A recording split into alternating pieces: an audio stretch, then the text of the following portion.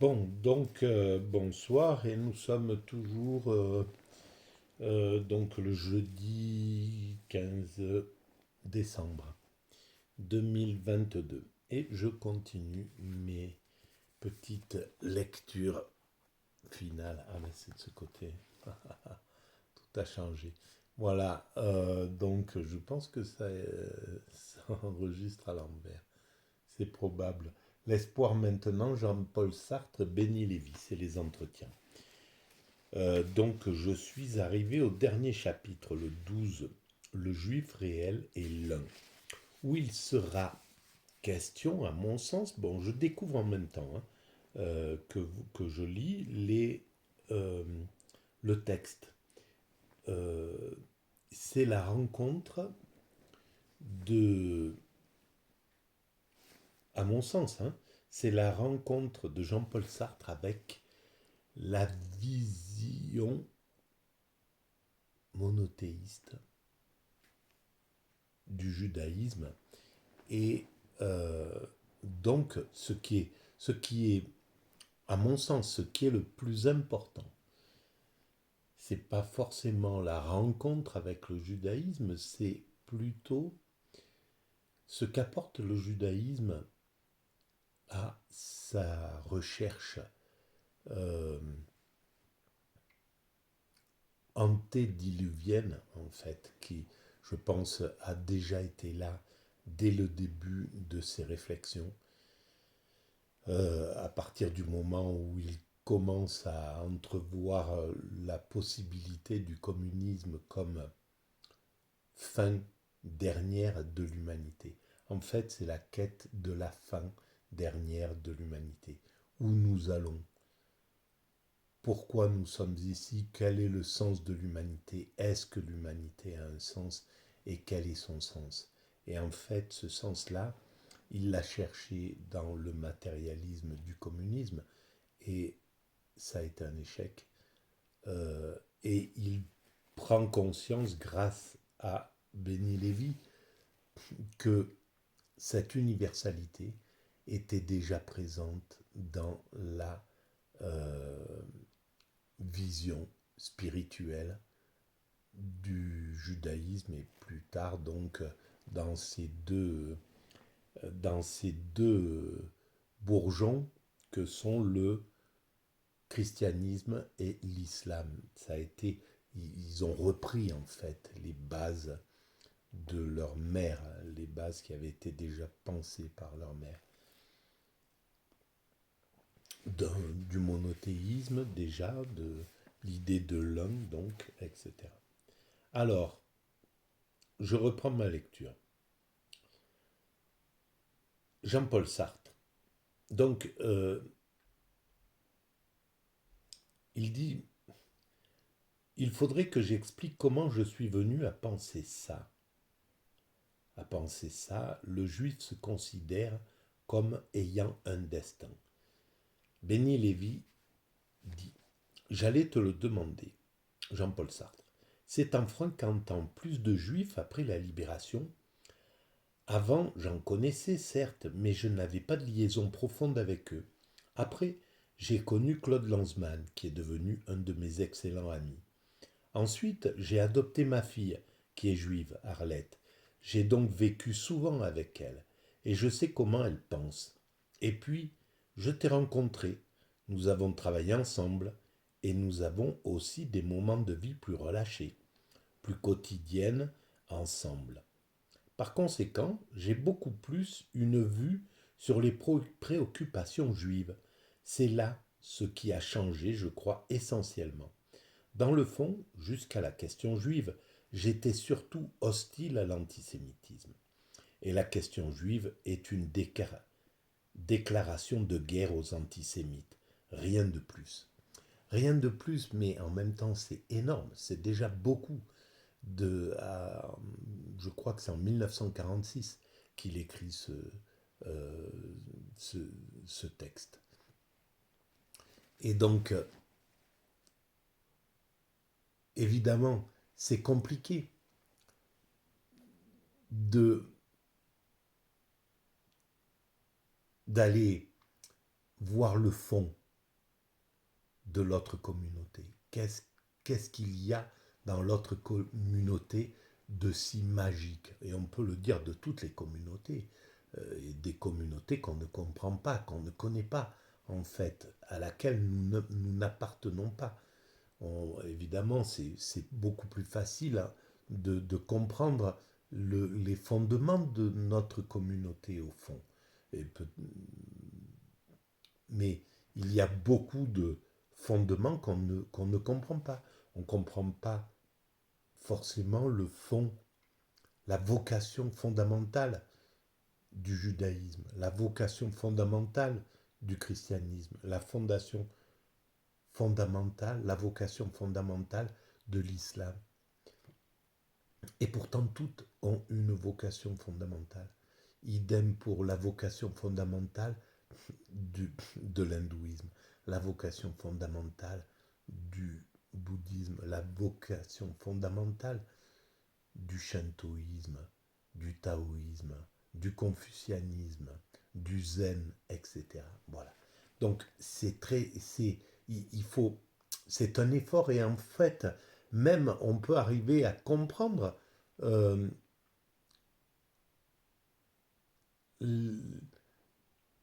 l'intérêt d'une religion, mais le fond mystique profond.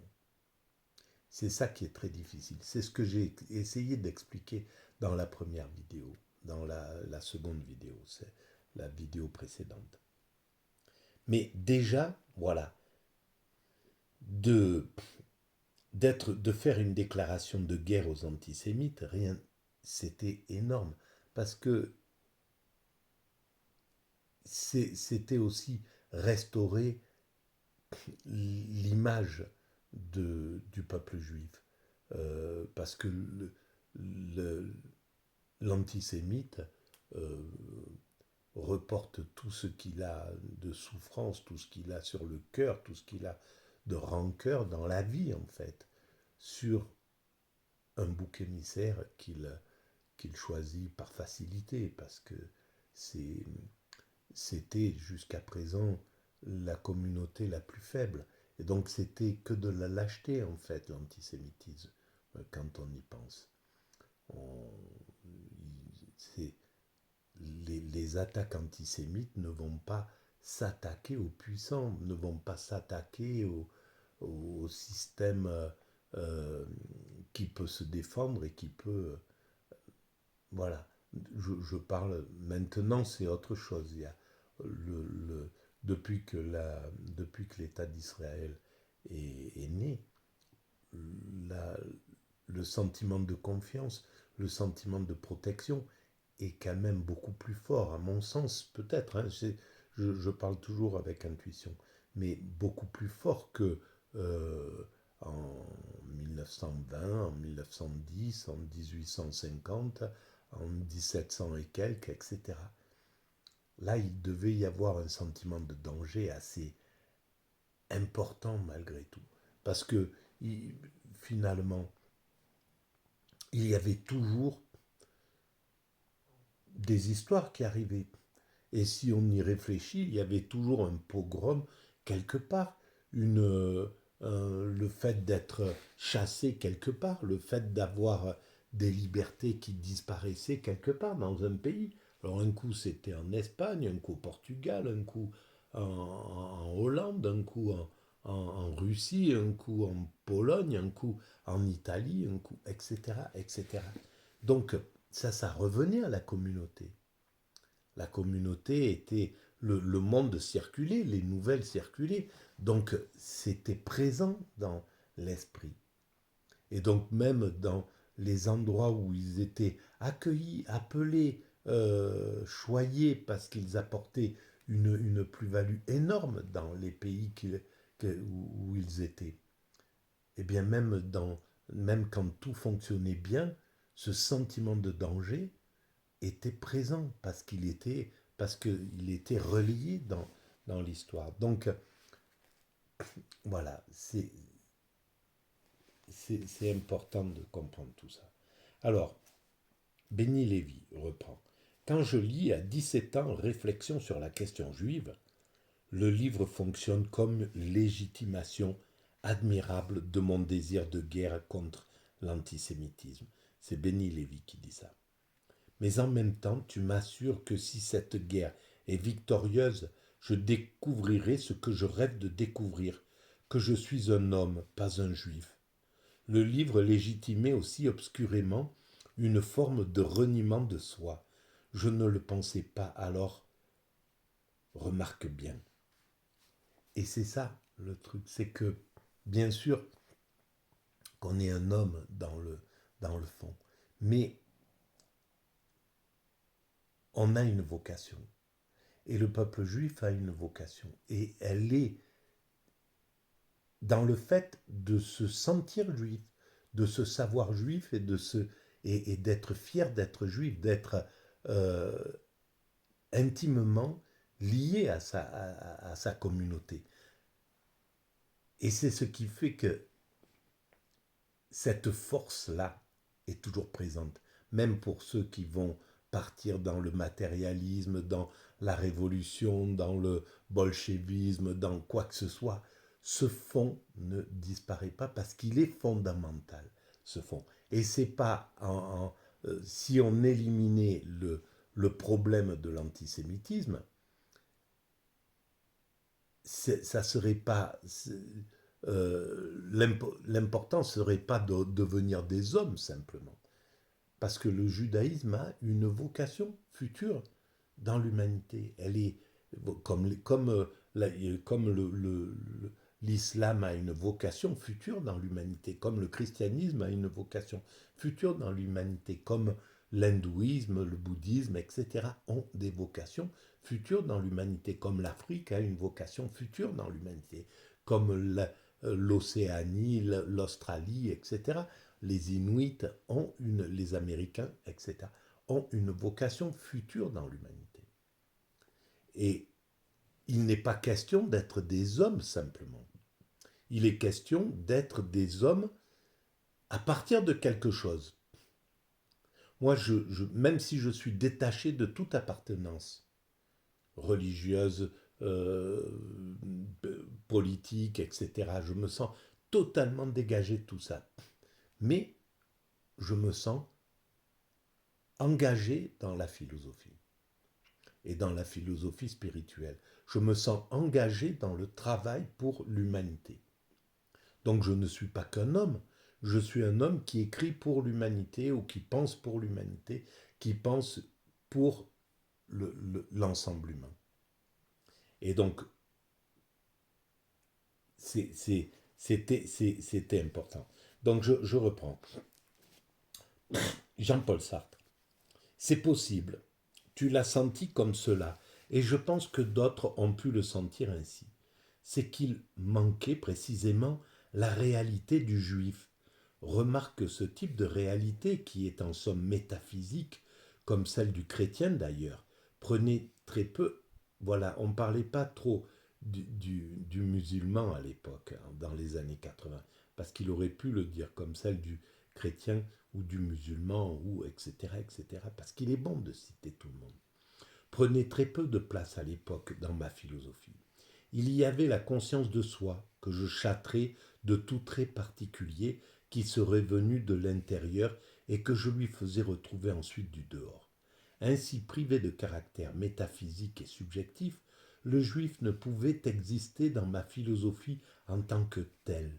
Voilà. Mais c'est légitime à la limite, parce que si on est il aurait fallu appartenir à cette communauté ou être baigné, être immergé dans la communauté, fraternellement ou d'une manière ou d'une autre, pour vraiment en comprendre toute la puissance et toute l'intensité et toute la vocation en fait. À présent, je vois les hommes autrement.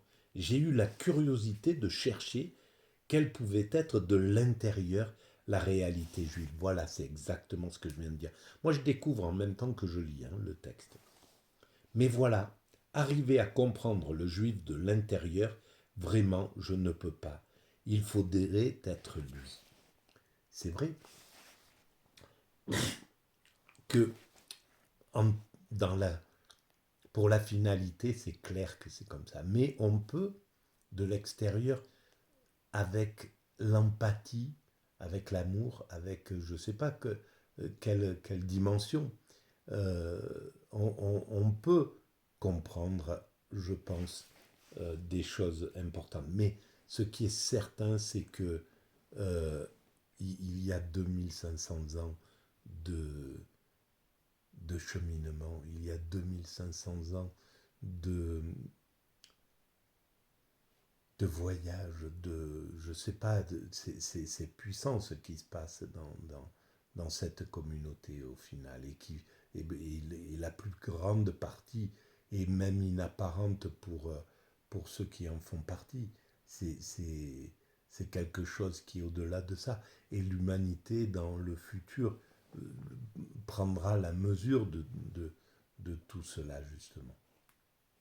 Donc je continue. Béni Lévy. Mais pourquoi as-tu pu le faire avec Gustave Flaubert? Donc rentrer à l'intérieur avec Gustave Flaubert, être lui en somme. Jean-Paul Sartre. Parce que Gustave Flaubert me donnait beaucoup plus de détails qu'un juif n'en donne. La plupart des choses importantes sur les juifs sont écrites en langue étrangère, en particulier en hébreu, quelquefois en yiddish. Alors, Béni Lévy, tu aurais peut-être pu surmonter cet obstacle. C'est clair que il y avait déjà les traductions, il y avait déjà tout un tas de choses qui auraient pu être faites. Il y avait déjà le fait de rentrer dans cette communauté, de demander, de demander de parler avec, de demander à être expliqué de, de, par cette communauté. Jean-Paul Sartre. Ce n'est pas un obstacle définitif pour un Français qui ne sait pas l'hébreu. Il n'a qu'à l'apprendre. Mais il y a tout de suite beaucoup de temps entre le moment où il commence et le moment où il pourra lire les livres qui lui importent. Bref, je ne peux pas aller jusqu'au bout de ma connaissance de la réalité juive, mais je peux voir des principes, des débuts, des chemins qui pourraient me mener jusqu'à elle. Alors, après, c'est peut-être qu'est-ce qui fait que moi je connais pas la communauté juive. Je la connais un peu par la bande, par des amis, par des relations, par voilà. Mais j'ai pourtant j'ai un sentiment très fort de comprendre, de comprendre de l'intérieur. C'est assez curieux, c'est assez étonnant. J'ai l'impression d'être sur la même hypersensibilité, hyper quelque chose qui est dans cette sensibilité, dans cette émotion. Et c'est la même chose avec, j'ai le même sentiment avec l'islam. J'ai le sentiment de ressentir ce qui est ressenti à travers l'islam, et y compris, par exemple, la souffrance d'être rejeté, de ne pas être vu dans cette société, de vouloir d'être maltraité, etc. Voilà, j'ai ce sentiment-là, je le ressens. Je ressens ce que ressent un juif vis-à-vis de l'antisémitisme et de traverser les rues avec ce sentiment-là. J'ai vécu, peut-être que mon enfance a marqué en fait, m'a permis de, de ressentir tout cela. Voilà, j'ai senti le racisme euh, idiot pour rien. Des gens qui me disaient ça l'italien, que je savais même pas que j'étais italien. Enfin, c'était quelque chose d'assez incroyable, quoi, dans une vie. Et il y a des choses quand même assez incroyables. J'en parlerai peut-être un peu plus tard.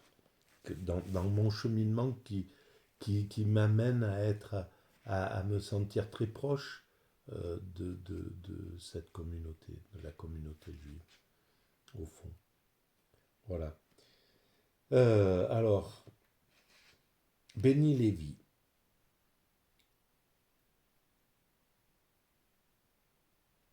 Alors, d'abord Jean-Paul Sartre. Il n'a qu'à apprendre, etc. Bref, je ne peux pas aller jusqu'au bout de ma connaissance de la réalité juive, mais je peux voir des principes, des débuts, des chemins qui pourraient me mener jusqu'à elle. Bon, je suis désolé, je respire très mal. Aujourd'hui, c'est un jour comme ça, voilà. Benny Lévy. Mais quand tu as écrit les réflexions, tu as bien réuni de la documentation. Je crois que il parle donc des réflexions sur la question juive. Tu as bien réuni de la documentation. Jean-Paul Sartre, non. Benny Lévy, comment non? Jean-Paul Sartre, jamais. J'ai fait la question juive sans aucune documentation, sans lire un livre juif. Benny Lévy, mais comment as-tu fait? Jean-Paul Sartre, j'ai écrit ce que je pensais. Benny Lévy, mais à partir de quoi?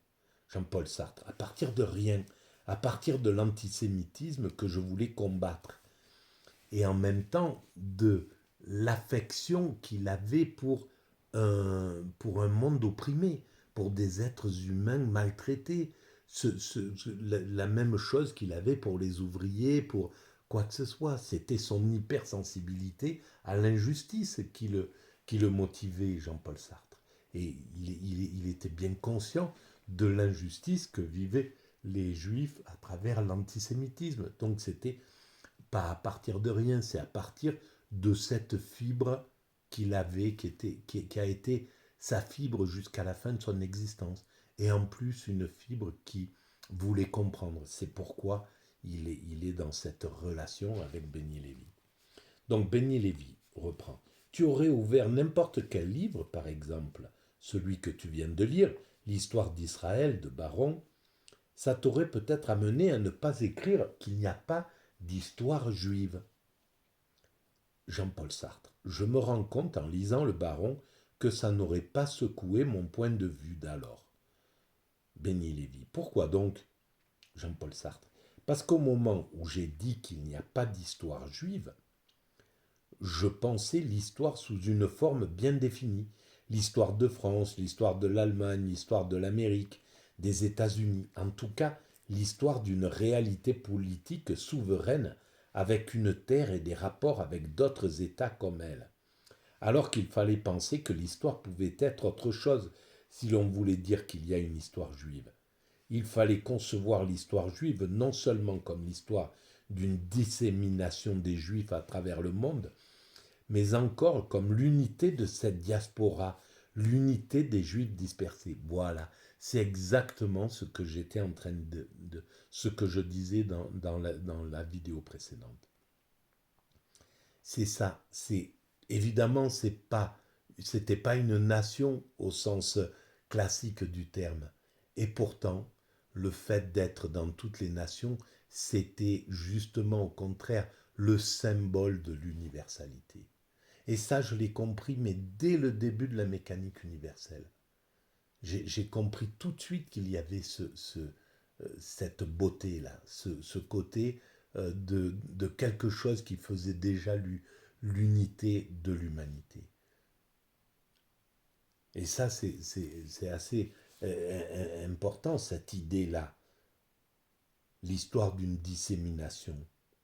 Mais c'est pas l'histoire d'une dissémination, oui, c'est d'une dissémination, mais l'histoire d'une petite partie, comme une graine d'or dans chaque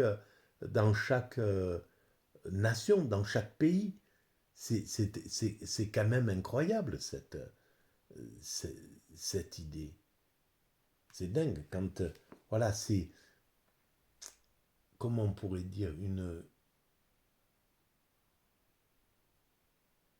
moi, j'ai pas, je suis pas assez oxygéné pour pouvoir trouver des mots correctement. Bon.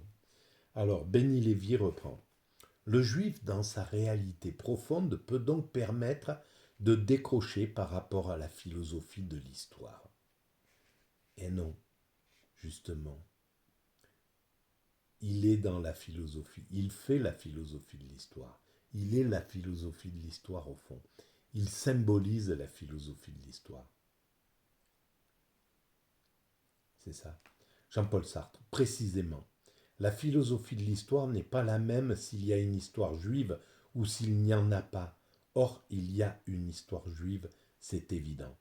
Béni Lévy. Autrement dit, l'histoire que Hegel a installée dans notre paysage a voulu en finir avec le juif. Et c'est le juif qui permettra de sortir de cette histoire qu'a voulu nous imposer Hegel. Alors là, je ne sais pas pourquoi il écrit ça, je ne comprends pas. Mais je pense que Hegel a simplement omis de comprendre la position des Juifs dans cette histoire, dans ce qu'il a fait. Mais au fond, il a compris que l'histoire allait vers l'esprit supérieur, euh, vers l'esprit absolu. L'esprit absolu, c'est le divin.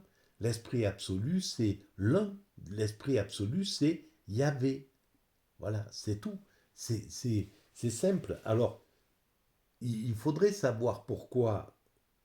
Évidemment, il a peut-être pas vu la place des Juifs, mais est-ce que qui l'avait vu avant? Qui l'avait vu avant, même avant Sartre là? Qui a pu penser que de toute cette histoire, l'importance de cette dissémination dont il parle? Qui l'avait vu? Quel philosophe avait vu cette chose-là? Personne. Donc, on ne peut pas en vouloir à Hegel. Bon, moi, j'ai envie de défendre tout le monde, y compris Hegel. Et Hegel, je ne sais pas pourquoi, je pense qu'il a compris de façon mystique, justement, toute l'aventure de l'humanité. Jean-Paul Sartre. Absolument, parce que ça prouve qu'il y a une unité réelle des Juifs dans le temps historique.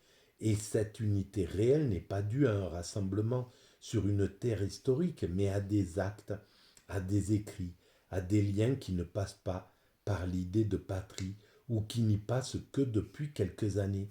Et bien sûr, Israël venait d'être fondé, mais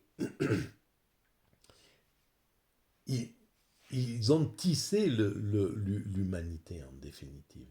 Ils ont raccordé l'humanité. Et l'œuvre, j'ai une œuvre d'art que je n'ai jamais pu réaliser, mais que je voulais réaliser. C'était de fédérer l'ensemble des pays avec un tissu, avec des tissus. Chacun venait avec, entre chaque frontière, avec un petit bout de tissu à un endroit bien précis qu'on aurait déterminé avec un galeriste.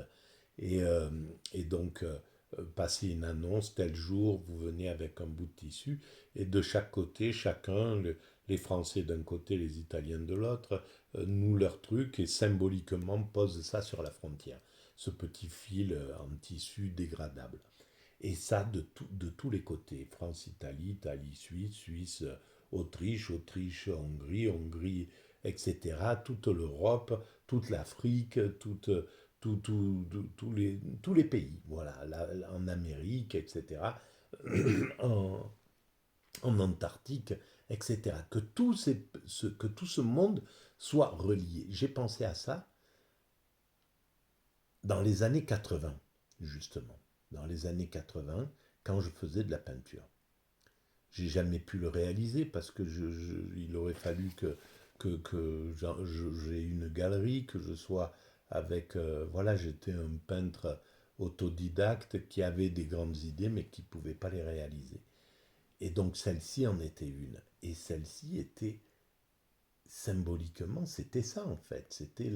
C'était ce que le peuple juif a fait symboliquement et matériellement dans l'humanité depuis 2000 ans.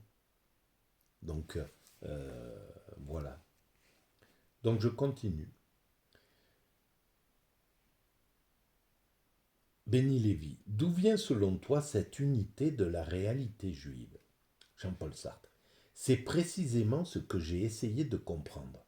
Mais à bien considérer, je crois que l'essentiel chez le juif, c'est que depuis plusieurs milliers d'années, il a un rapport avec un seul Dieu.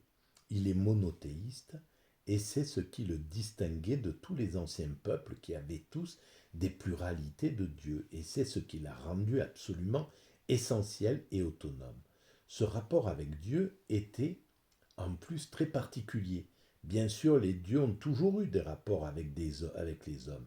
Jupiter avait des rapports avec les hommes, couchait avec des femmes, bref, se transformait en homme quand il le voulait, donc il n'y a rien là de neuf. Bien sûr que c'était totalement neuf, puisque le Dieu d'Israël, le Dieu, on ne peut pas dire, voilà, le Dieu de l'humanité, c'est comme ça qu'il faudrait dire, le Dieu de l'humanité, euh, via Israël, le Dieu de l'humanité, ce Dieu monothéiste, il ne se comporte pas comme ça. Il ne va pas coucher avec les femmes, il va pas. Voilà, c'est autre chose. Il y avait eu un saut qualitatif, un saut dans l'absolu grâce à ce Dieu unique. Ce qui est neuf, c'est ce qui, en ce Dieu-là, ne se mettait en rapport avec les hommes. Le rapport qui caractérise les Juifs, c'est un rapport immédiat avec ce qu'ils appelaient le nom, c'est-à-dire Dieu. Dieu parle aux Juifs. Le Juif entend sa parole et à travers tout cela, ce qu'il y a de réel, c'est une première liaison métaphysique de l'homme juif avec l'infini. C'est ça, je crois, la première définition du juif ancien. L'homme qui a toute sa vie déterminée, en quelque sorte réglée par son rapport avec Dieu. Et toute l'histoire des juifs consiste justement en ce premier rapport. Par exemple, le grand événement qui a changé la vie des juifs considérablement, qui en a fait en général des gens qui souffraient, des exilés ou des martyrs, c'est l'apparition du christianisme, c'est-à-dire d'une autre religion avec un seul Dieu. Mais je ne sais pas si c'est vraiment ça, si c'est vraiment le christianisme qui a... C'est la démolition du temple, c'est le fait d'avoir été exilés, d'avoir perdu leur terre. Qui est-ce qui a fait perdre leur terre et les a projetés en diaspora euh, dans, dans, le, dans le monde? C'est bien les Romains, c'est pas les chrétiens, à mon sens, hein, c'est pas le christianisme. Le christianisme, il a mis longtemps à apparaître. Le Christ appartenait à la communauté juive, il était dans la communauté juive. Donc c'est quelque chose qui a mûri plus longtemps après. Et alors qu'après le christianisme ait maltraité euh, les juifs, c'est clair, mais c'est pas ça qui a. C'est, à mon sens, c'est avant que ça. Mais bon, je sais pas. Il y a eu donc deux monothéismes. Et le second monothéisme, bien que s'inspirant du premier et prenant la Bible comme un texte sacré, n'en a pas moins été constamment hostile au peuple juif. C'est clair. Et c'est le problème d'une fille qui se sépare de sa mère et qui veut s'émanciper et qui reconnaît plus sa mère, qui veut à la limite dire c'est moi qui ai tout créé, alors que quand voilà on se rend compte à quel point tout ce qu'elle doit à sa mère, qui est le judaïsme. Voilà. Donc je continue. Béni Lévi. Dis-moi en quoi ce rapport à un Dieu unique, ce destin d'Israël, te concerne-t-il? Jean-Paul Sartre. Mais ce n'est pas non plus le nom avec un grand N, le nom N-O-M, qui a du sens pour moi. L'essentiel, c'est que le juif a vécu et qu'il vit encore métaphysiquement. Béni Lévi. Alors c'est le caractère métaphysique du juif qui t'intéresse. Jean-Paul Sartre. C'est son caractère métaphysique qui est venu par la religion. Béni Lévi, bien sûr. Et alors, c'est ça qui t'intéresse? Point d'interrogation. Jean-Paul Sartre. Cela, mais c'est aussi le fait qu'il a un destin. Béni la vie. C'est la même chose, non? Point d'interrogation. Mais le destin, en fait, le destin, bien sûr que c'est là où il va s'appuyer sur le destin, comme il s'est appuyé, comme Jean-Paul Sartre s'est appuyé sur le destin possible du communisme, il cherche un destin pour une finalité, pour comprendre la finalité de l'humanité, pour comprendre le sens et la destinée de l'humanité. Donc il a besoin d'un destin. Évidemment, le peuple juif a le destin, a la destinée de révéler Dieu à l'ensemble de la terre, à l'ensemble des hommes. Et donc, il accompagnera la destinée de l'humanité jusqu'à ce que Dieu soit révélé, jusqu'à ce que l'humanité ait atteint son ultime perfection. Donc, c'est clair que c'est le porteur du destin. Mais le destin, il est de toute l'humanité. Il est, il est global, le destin. Dans ce destin, il y a le peuple juif, mais il y a le peuple musulman, il y a le peuple chrétien, il y a le peuple bouddhiste, il y a le peuple inuit, il y a le peuple aborigène, il y a le peuple africain, il y a etc., etc. Il y a l'ensemble humain. Mais par contre, c'est ce qui intéresse Jean-Paul Sartre, c'est qu'à travers le destin juif, il comprend qu'il est porteur, que le judaïsme est porteur du destin de l'humanité. En fait, c'est ça. Béni Lévy, c'est la même chose, non? Jean-Paul Sartre, ce n'est pas tout à fait la même chose. Ça veut dire quelque chose de bien précis. La religion juive implique une fin de ce monde-ci. Voilà ce qui est dit. Je découvre en même temps. Hein. Donc c'est exactement ça. La religion juive implique une fin de ce monde-ci et l'apparition au même moment d'un autre monde, un autre monde qui sera fait de celui-ci, mais les choses seront autrement disposées. Bien sûr, eh ben c'est ce que dit la mécanique universelle. Nous allons vers cette perfection. C'est le monde parfait, le monde, l'humanité aboutie. Il y a un autre thème qui me plaît aussi. Les morts juifs et autres, d'ailleurs, ressusciteront, reviendront sur terre. Alors ça, je m'en occupe pas, par exemple, moi. Peut-être, oui, c'est très possible. Il n'y a rien qui peut interdire ce genre de choses. Il y a un mystère extraordinaire dans la création. On ne peut pas savoir ce qui sera réalisé lorsque l'humanité aura atteint son ultime perfection, lorsqu'elle fusionnera avec le divin. Qu'est-ce que peut-être ça ouvre complètement le monde, ça apporte quelque chose, une sorte de clé ou je sais pas. On ne sait pas exactement ce qui peut y avoir derrière cette évolution.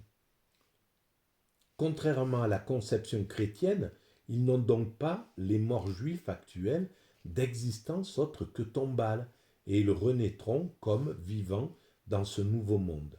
Ce nouveau monde, c'est la fin. Et ce nouveau monde, c'est ça qui, dont parle l'humanité, dont parle la mécanique universelle. Béni Lévy lui demande « Et en quoi cela t'intéresse-t-il » Jean-Paul Sartre. La finalité à laquelle tout juif tend plus ou moins, consciemment, mais qui doit finalement réunir l'humanité, c'est cette fin au fond sociale, aussi bien que religieuse, que seul le peuple juif, et non. Et là, il le coupe. Béni Lévy, on voit bien comment tu as pu être sensibilisé à l'idée de la fin de la préhistoire humaine que tu as trouvée chez Marx. Elle pouvait donner de la consistance à ta pensée du projet individuel. Mais en quoi cette fin messianique juive peut-elle t'intéresser aujourd'hui? C'est bien ça, Jean-Paul Sartre disait, c'est cette fin au fond, sociale aussi bien que religieuse, que seul le peuple juif. Et en fait, c'est social, la fin sociale, elle est compris dans la fin écologique, la fin sociale, la fin technique, la fin euh, architecturale. Voilà, tout ça, c'est inclus dans le paquetage de l'humanité qui arrive à sa finalité. Mais c'est la fin spirituelle qui est celle qui est visée, au fond.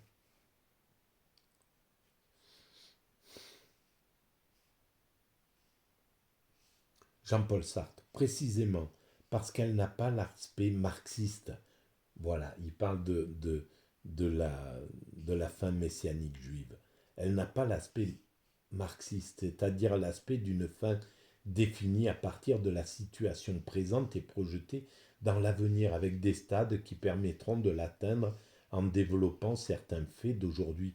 Bien sûr que si, c'est exactement ça, sauf que elle n'est pas matérialiste, c'est pas une fin, c'est pas la fin marxiste qui ne voit pas, qui ne tient pas compte du divin. C'est pas une fin mécanique vers laquelle nous allons, c'est une fin spirituelle. Voilà. Donc je vais arrêter là pour cette soirée et bien, et bien, et bien, et bien. Ah ben c'est bien, j'ai bien avancé là. Voilà, je vous souhaite une bonne nuit et puis je vous dis à très bientôt. Merci de votre écoute.